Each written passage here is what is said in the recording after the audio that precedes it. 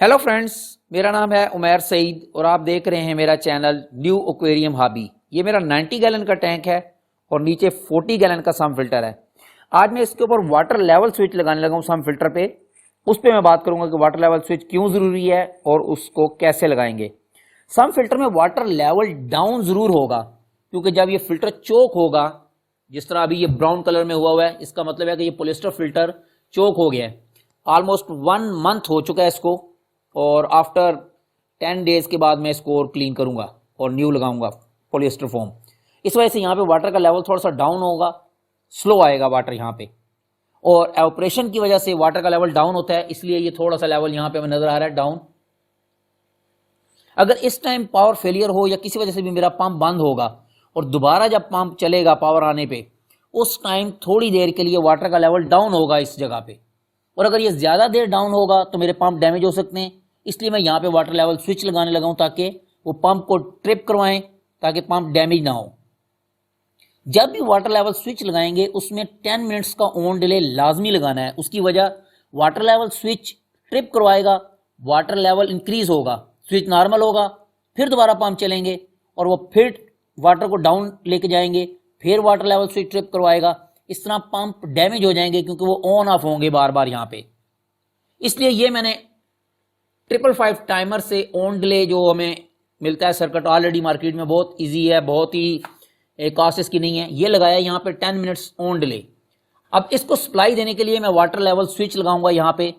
ये water level switch है, इसका मॉडल है P3508। ये मैंने ऑनलाइन परचेज किया है, बिल्कुल इतनी ज़्यादा कॉस्ट नहीं है और बिल्कुल लाइट वेट है, प्लास्टिक बॉडी में बेस्ट। और ये एक स्टील बॉडी में है, अच्छी क्वालिटी का है, थोड़ा हार्ड है इससे। इन दोनों स्विचों में से कोई भी स्विच यूज किया जा सकता है। मेरे पास एक और स्विच है, ये डैमेज हो गया था इसलिए मैंने इसको ओपन किया है। ये इसके अंदर एक रीड स्विच लगा होता है, इसको कहते हैं रीड स्विच। जैसे ही मैग्नेट इसके ऊपर आएगा क्लोज, ये अपना कंटेक्ट मेक करेगा, क्लोज करेगा कंटेक्ट को, और जैसे ही मैग्नेट दूर जाएगा तो ये ओपन हो जाएगा। और ये जो फ्लोट मूव करता है इसके इनसाइड, जो ब्लैक हमें नजर आ रहा है लाइन सी, ये मैग्नेट है। अब अगर मैं इसको ऐसे रखूंगा मैग्नेट को इस साइड पे, तो ये यहां पे क्लोज करेगा और जैसे ही ये दूर होगा, मैग्नेट नीचे आ गया है तो ये ओपन हो जाएगा। लेकिन अगर इसको मैं इसी जगह पे इस फ्लोट को ऐसे कर दूं ऑपोजिट, अब मैग्नेट इस साइड पे आ गया तो यहां पे ये क्लोज हो गया, अब उलट हो गया। और जैसे ही ये मैं ऊपर करूंगा इसको वाटर के लेवल से, अब ये ओपन हो जाएगा। मतलब ये कोई भी मेरा फ्रेंड इसको नॉर्मली ओपन भी यूज कर सकता है और नॉर्मली क्लोज भी यूज कर सकता है। अब ये बात करते हैं कि ये डैमेज क्यों हुआ। ये वाला मैंने इसके ऊपर डायरेक्ट लोड लगा दिया। जब लोड आप ज्यादा लगाएंगे तो ये स्विच डैमेज हो जाएगा, शॉर्ट हो जाएगा, और यही मेरे पास यहाँ पे हो गया था। इसलिए फिर मैंने इसको रिमूव किया और फिर दूसरा लिया। अब अगर मैं यहाँ पे एक स्मॉल सर्किट दिखाऊं जिसमें हम इसको जरा समझेंगे कि इसकी क्या कंडीशन होगी, कैसे यूज करेंगे। इस स्विच में से मैक्सिमम करंट 0.1 एम्पेयर आप गुजारें। 0.1 का मतलब 100 मिली एम्प्स, उससे ज्यादा नहीं गुजारेंगे। अगर उससे ज्यादा मैं गुजारूंगा तो इसका कंटेक्ट डैमेज हो जाएगा। ये वाला कोई हैवी कंटेक्ट का हो, मे बी ये वाला, ये 0.2 या 0.3 एम्पेयर गुजार सकते हैं इसमें। 300 मिली एम्प्स थोड़ा सा उससे बड़ा है, इससे अगर कोई बड़ा होगा तो मे बी 1 एम्पेयर को भी गुजार लें, अदरवाइज उसका कंटेक्ट डैमेज हो जाएगा अगर आपने स्मॉल में से गुजारा। अब ये ड्राइवर सर्किट है, यहाँ पे हम 12 वोल्ट डीसी प्लस P3508 का कंटेक्ट यहाँ पे आएगा। नॉर्मली ओपन कंटेक्ट मैंने लगाया। फिर आगे एक रेजिस्टेंस लगाएंगे 2.2 के की, 10 के रेजिस्टेंस ग्राउंड के साथ। ये ट्रांजिस्टर है NPN, कोई भी ट्रांजिस्टर ले सकते हैं, C828, 828, C945, कोई भी NPN ट्रांजिस्टर स्मॉल लेंगे, ये ड्राइवर सर्किट बन जाएगा। और उसके आगे ये मेरी रिले है 12 वोल्ट डीसी रिले, ये वाली स्मॉल वन। इसके पैरेलल में एक डायोड लगाते हैं रिवर्स में, ये है IN4007, ताकि ये जो ओपन होती है तो इसकी जो रिवर्स EMF बनती है उसको ये शॉर्ट करता है। और ये LED 1 किलो ओम की रेजिस्टेंस लगाएंगे और ये LED इस तरह लगेगी, ये मैंने लगाई हुई है रेड कलर की LED 1 किलो ओम की रेजिस्टेंस, और डाउन पे डायोड नजर आ रहा है हमें, ये ब्लैक कलर का ये डायोड है। इस तरह करके लगा लेंगे। अब इसके कंटेक्ट के कॉमन पे सप्लाई देंगे और नॉर्मली ओपन से आउट करेंगे। 220 वोल्ट AC भी यूज कर सकते हैं, 12 वोल्ट DC भी, जो भी लोड है मेरा वो इसके थ्रू जाएगा, रिले के थ्रू। मेरा ये स्विच जो है अप डाउन होके इसे ऑन करेगा ड्राइवर के थ्रू, और फिर ये डैमेज नहीं होगा। ये मैंने इस सर्किट के ऊपर ज़रा करंट कैलकुलेशन लिखी है कि हम ये रेजिस्टेंस क्यों लगाएंगे। अब ये 2.2 किलो ओम की रेजिस्टेंस लगाने की वजह से जब हम पावर पे प्लस के 12 वोल्ट देंगे तो इस ट्रांजिस्टर के बेस और एमीटर पे 0.7 आएंगे, तो 11.3 वोल्ट इस रेजिस्टेंस के क्रॉस आएंगे। उसकी वजह से 5 मिली एम्प्स करंट बनेगा, और 5 मिली एम्प्स इसका IB होगा, बेस करंट, तो ये ट्रांजिस्टर डैमेज नहीं होगा। अगर मैं यहाँ पे 2.7 किलो ओम की रेजिस्टेंस लगाता हूँ ये वाली, तो ये बनेगा 4 मिली एम्प्स, वो भी इसका IB होगा, लेकिन फिर भी ट्रांजिस्टर डैमेज नहीं होगा। इससे ज़्यादा अगर मैं बड़ी लगाता हूँ 3.2 के की या 4.6 किलो ओम की, फिर वो करंट इतना कम हो जाएगा कि ये ट्रांजिस्टर ऑन नहीं होगा, और अगर ये ऑन नहीं होगा तो फिर ये रिले ऑन नहीं होगी। इसलिए हमने 2.7 किलो ओम से ऊपर नहीं जाना। और अगर मैं कम करता हूँ रेजिस्टेंस को, लेट्स से मैं यहाँ पे 10 ओम की लगाऊंगा या 100 ओम्स में अगर मैं लगाऊंगा बहुत कम, तो फिर करंट इतना ज़्यादा होगा कि एक तो ये ट्रांजिस्टर भी डैमेज हो जाएगा, और दूसरा मेरा ये स्विच भी डैमेज हो जाएगा, जो कि पहले हो गया था। इसी वजह से हुआ था क्योंकि इसमें से करंट ज़्यादा गुजरा था। इसलिए ये रेजिस्टेंस 2.2 किलो ओम की रेजिस्टेंस बेस्ट रहेगी, और ये 10K की रेजिस्टेंस नॉइज़ को एलिमिनेट करने के लिए जो ट्रांजिस्टर की बेस पे होती है। और इसके पैरेलल में एक मैंने ये बाईपास स्विच भी लगाया, स्मॉल वन, ये वाला लगा सकते हैं, बिल्कुल छोटा सा मिल जाता है ईजी। अगर ये वाटर फ्लो स्विच डैमेज हो तो मैं इसको प्रेस करके इसको परमानेंट ऑन कर सकता हूँ, या एक और थोड़ा सा बड़ा 5 एम्पेयर या 10 एम्पेयर का नॉर्मल जो पावर में यूज़ होता है, वो इस रिले के कॉमन कंटेक्ट और नॉर्मली ओपन कंटेक्ट के पैरेलल लगाया जा सकता है। अगर मैं इसको प्रेस कर दूंगा तो फिर ये रिले भी बाईपास हो जाएगी, ये ड्राइवर सर्किट भी बाईपास हो जाएगा, और ये वाटर फ्लो स्विच भी बाईपास हो जाएगा। ड्राइवर सर्किट उस सूरत में लगेगा अगर ये मेरी रिले थोड़ी सी बड़ी है, इसकी जो रेजिस्टेंस है कॉइल की वो बहुत कम है, और अगर मैं उसको डायरेक्ट यहाँ पे लगाऊं तो मे बी ये डैमेज हो जाए मेरा वाटर लेवल स्विच। लेकिन अगर मेरी रिले स्मॉल है, जैसे ये वाली है जो मैंने यूज़ की हुई है, यहाँ पे देखें, ये वो मैंने सर्किट बनाया सिंपल। पॉजिटिव वोल्ट यहाँ से आएंगे स्विच के थ्रू, और ये 1K की रेजिस्टेंस LED के साथ लग जाएगी। ये डायोड 4007 और ये रिले, ग्राउंड इन तीनों को कॉमन दे देंगे। पॉजिटिव यहाँ से आएंगे, कॉइल रेजिस्टेंस हमारी 400 ओम है, तो 30 मिली एम्प्स करंट बनेगा मैक्सिमम। और इसी तरह ही इसके पैरेलल में हम एक बाईपास स्विच लगाएंगे और यहाँ पे हम अपना पंप लगा लेंगे। वेरी सिंपल है। ये मैंने रिले कनेक्ट कर ली है। ये कंप्यूटर में जो पावर सप्लाई यूज होती है वो है DC 12 वोल्ट की। इसका ग्राउंड मैंने कनेक्ट कर दिया डायरेक्ट इस ग्राउंड पे, और पॉजिटिव जो है हम स्विच के थ्रू देंगे दूसरे टर्मिनल पे। ये मैंने स्विच को इस तरह रखा है ताकि ये नॉर्मली ओपन पे हो। अब मैं यहाँ पे पॉजिटिव कनेक्ट करूंगा, ये कनेक्ट कर दिया पॉजिटिव।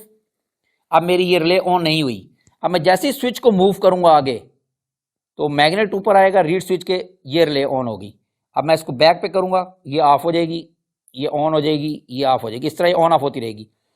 मैंने अपने जो टैंक में लगाना है उसके ऊपर मैंने ऐसे इसको लगाना है, यूं वर्टिकली, और जब वाटर का लेवल ऊपर होगा तो ये ऊपर होगा ऐसे।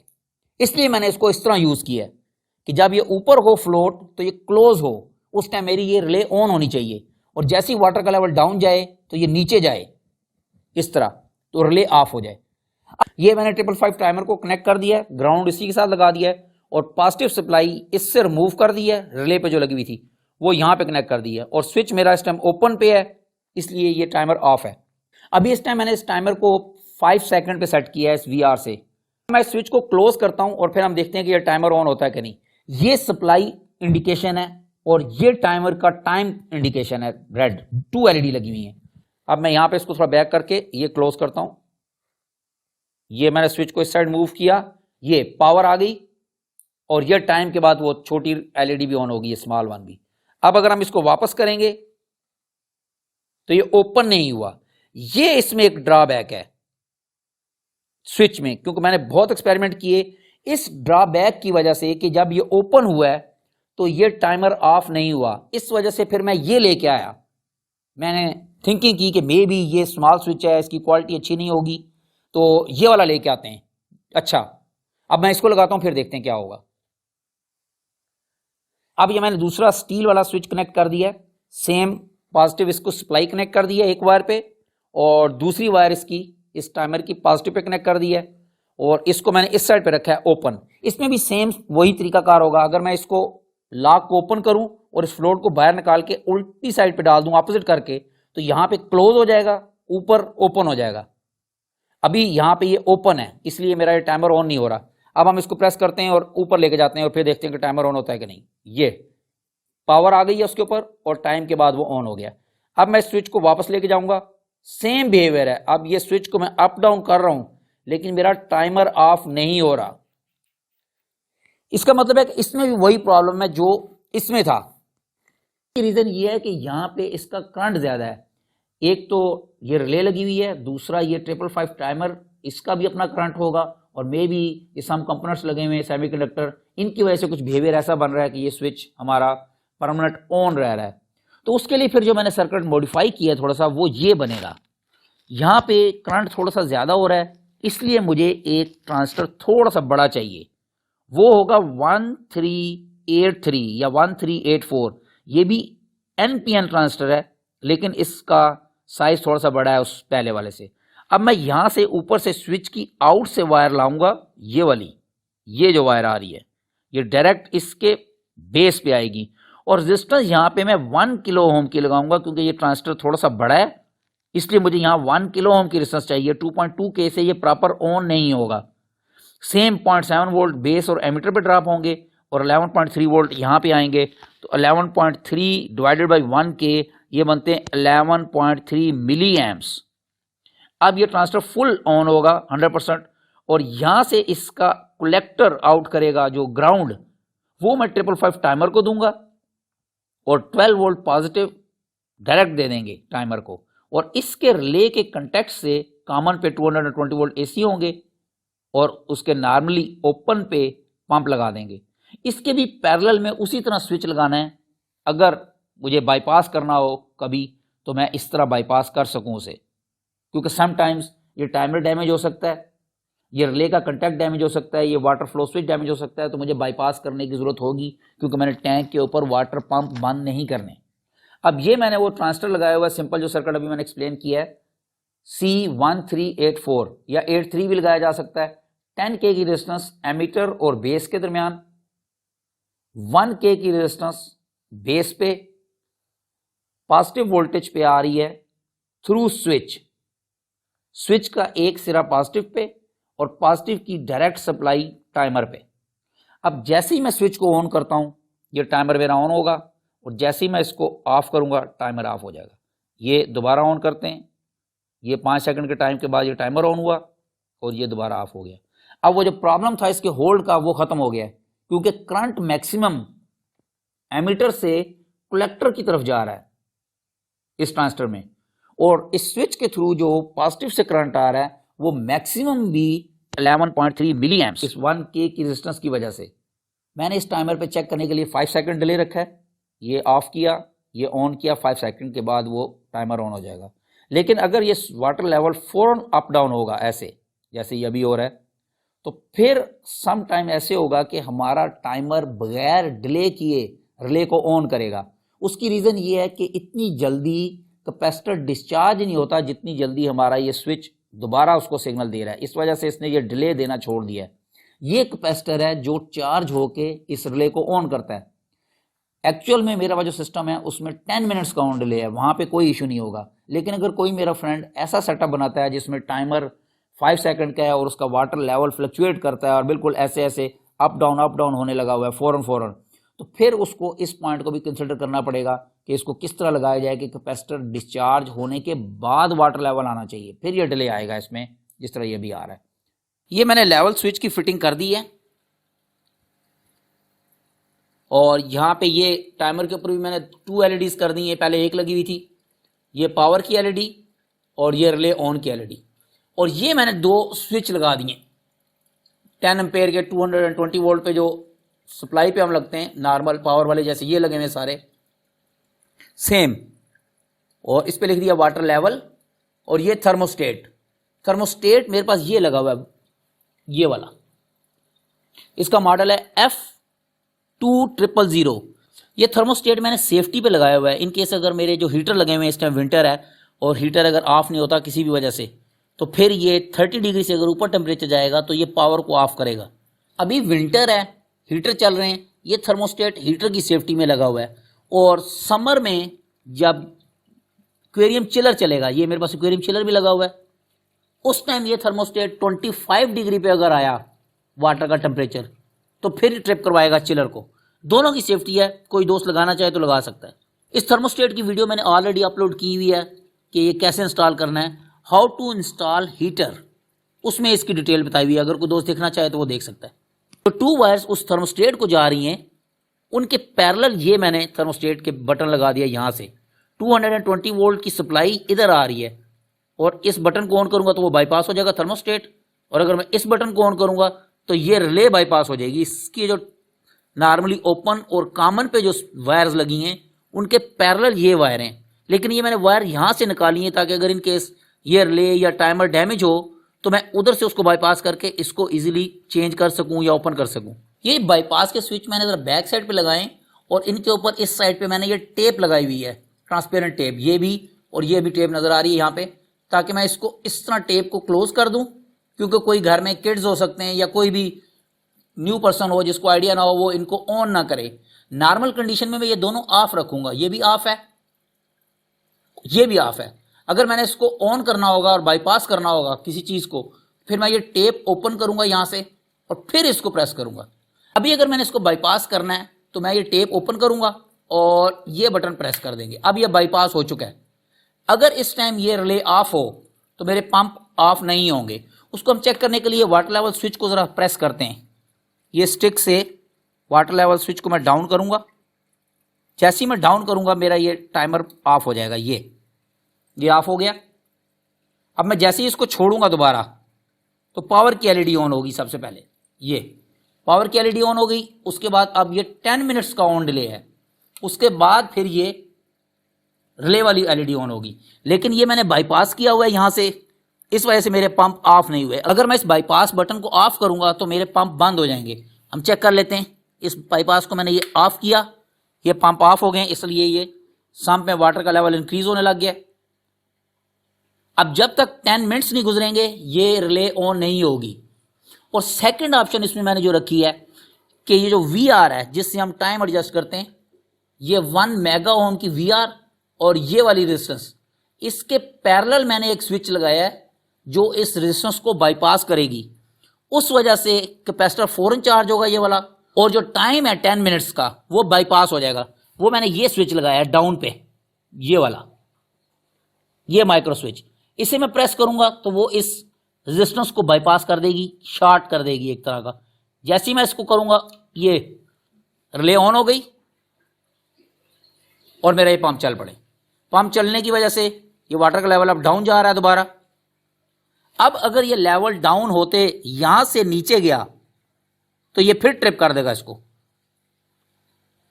ये भी हम देखते हैं कि ये यहां से रिटर्न वापस आना शुरू हो जाएगा पानी इमरजेंसी ड्रेन में। इसकी जो डिटेल है सम फिल्टर के ओवरफ्लो की, वो मैंने सेपरेट वीडियो बनाई हुई है, कोई भी मेरा दोस्त वहां से देख सकता है। अभी ये पंप ऑफ हुआ था और दोबारा चला, इस वजह से थोड़ा सा ये वेस्ट फ्लाई करने लग गया यहाँ पे। ये अब वाटर का लेवल डाउन चला गया यहाँ पे, और ये इमरजेंसी ड्रेन से वाटर आ रहा है। ये अब तेज आएगा ताकि इसको एम्प्टी ना होने दे। ये लेवल आ गया यहाँ तक, थोड़ा सा रह गया बिल्कुल, और अब इमरजेंसी ड्रेन से वाटर आया स्पीड में, ये 90% स्पीड से आ रहा है अब, और ये यहीं से वापस हो गया। इस जगह से वाटर ऊपर जाना शुरू हो गया। अगर यहाँ पे आ जाता तो इसने ट्रिप हो जाना था। अब ये वाटर लेवल स्टेबल हो गया जहाँ पे पहले था, और इमरजेंसी ड्रेन से वाटर आना बंद हो गया, और नॉर्मल जो यहाँ से चल रहा था वो आने लग गया। और इस साइड पे मैंने ये ट्रांजिस्टर लगाया है C1384, ये वाला, और ये 3 वायर्स हैं, बेस, एमीटर और कलेक्टर। ये मैंने इसलिए लिख दिया कि अगर इन फ्यूचर मुझे यहाँ पे कोई ट्रबल शूटिंग करनी होगी तो फिर मुझे ये इजी होगा वायर्स ट्रेस करना। अब ये रीड स्विच कहीं भी यूज़ किया जा सकता है वाटर लेवल के लिए, लेकिन ये टाइमर लगाना यहाँ पे ज़रूरी है क्योंकि मेरे पंप डैमेज हो जाएंगे अगर मैंने यहाँ टाइमर नहीं लगाया ये 10 मिनट्स। लेकिन अगर कोई मेरा दोस्त टाइमर नहीं लगाना चाहता तो वो बेशक ना लगाए, ये कंपलसरी नहीं है टाइमर लगाना। आई होप ये वीडियो किसी दोस्त की हेल्प करेगी। स्टिल अगर कोई मैंने मिस्टेक की हो तो काइंडली मुझे कमेंट्स में ज़रूर बताएं ताकि मैं उसको करेक्ट कर सकूं। Thanks for watching, take care, bye bye.